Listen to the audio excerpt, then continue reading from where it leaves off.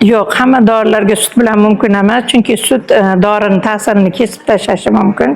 Shuning uchun ko'proq oshqozon kasali bor bemorlar sut bilan ichishi mumkin. Lekin shunda ham yo'riqnomani ko'rish kerak. Agar dorining ta'sirini kamaytirsa, suv bilan ichgan ma'qul. Keyin temir moddasini qabul qilayotganda ham sut bilan ichilmaydi.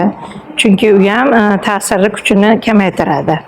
Zo'rg kasali bor bemorlarga ham sut bilan ichish mumkin emas. U ham buqoq kasalliklari dorisining ta'sir kuchini kamaytiradi. Shuning uchun iloji boricha suv bilan yo'riqnomani o'qigan holatda qabul qilishlarini so'rardik.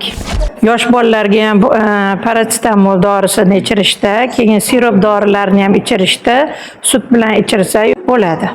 Albatta buni yo'riqnomada o'qib, keyin ichirishligi kerak. Antibiotiklar ichish mumkinmi? Yo'q, antibiotiklar sutli mahsulot bilan ichilmaydi. Suv bilan ichiladi. Eng yaxshi tavsiya onalarga albatta yo'riqnomani o'qigan holatda o'sha yerda qanday tavsiya ko'rsatilgan bo'lsa, shu bilan ichishligini bolalariga berishligini tavsiya qilgan bo'lardim. Yo'riqnoma juda ham kerakli narsa.